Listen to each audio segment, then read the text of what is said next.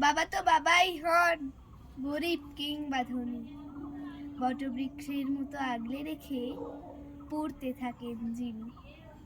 এখন আমার নিবেদন কবি দেবলীনা চ্যাটার্জির লেখা কবিতা বাবার সঙ্গে। তোমার কাছে তোমার বাবা হয়তো রাজার রাজা, আমার বাবা খুব সাধারণ, রোজ খেটে খাওয়া প্রজা।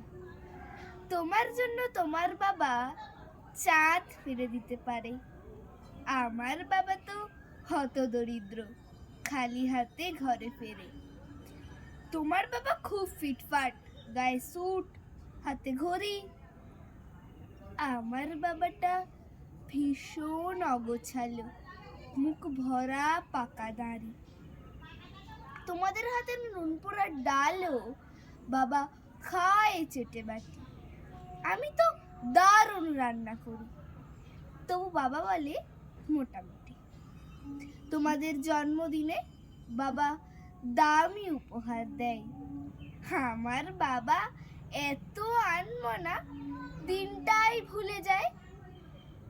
তোমাদের বাবা হাত ধরিয়ে রাস্তা করায় পার, আমার বাবা নিজেই পারে না, আমি হাত ধরি তার। তোমাদের বাবা তোমাদের হাতে খরচের টাকা দেয়, এদিকে আমি টিউশন করে মাসোহারা পেলে বাবার ওষুধ কিনতে হয়। তোমাদের বাবা রাখতেই পারে তোমায় ভীষণ সুখে, আমার বাবাও চেষ্টা করে আগলে রাখতে বুকে। হতে পারে তুমি রাজকন্যা, আমি হয়তো বা দাসী, তবু দিন শেষে আমি আমার বাবাকে ঠিক ততটাই ভালোবাসি। তোমরা বাবা শব্দের যে সংজ্ঞা দাও সারা ফেসবুক জুড়ে, ওই চিরাচরিত বাবার উপমা আমায় বড় বিরক্ত করে। আমার বাবা তোমাদের গড়া ব্যাখ্যার মতো নয়, তাই ওগুলো দেখলে নিজের ওপরে বড় অভিমান হয়। তোমাদের বাবা নিজে না খেয়ে তোমাদের মুখে ধরে, এদিকে আমার জন্য তুলে রাখা লিচু বাবা খেয়ে নেয় চুরি করে। বোঝেই নাওনি এত শত কথা, বড্ড সরল জানো, তাই তো এমন জটিল সমাজে ভীষণ বেমানানি। শাসন যদিও করে না তেমন, তবে হ্যাঁ খুব ধরে। অথচ বন্ধু মহলে আমার পেছনে আমারই তারিফ করে। আমি নিজেও ওনাকে বকাঝকা করি ভুল করলে অকস্মাৎ, আবার কেউ ওনার দিকে আঙুল তুললে ভাঙতে পারি সে হাত। বাবা পরীক্ষার আগে সংশয়ে বলে, পাশ করবি তো বল, রেজাল্ট বেরোলে ভালো ফল হলে তার দু চোখে জল।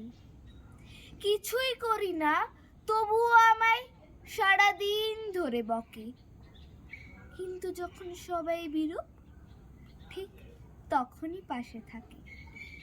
যে বলে খালি আমার দ্বারা কিছুই হবে না নাকি, তাকেই আমার সাফল্যে আমি দামামা বাজাতে দেখি।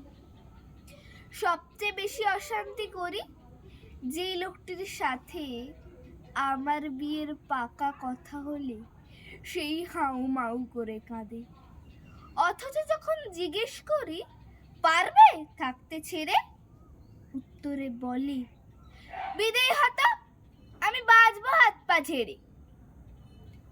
অনুতাপ জমে বুকের গহনে, অভিমান জন্মায় সময়ের সাথে, যদিও আবার সে বরফ গলে যায়। এ পৃথিবীতে সময়ের সাথে কত পরিচয় হয়, হিসেব করে দেখেছি কেউই বাবার মতন নয়।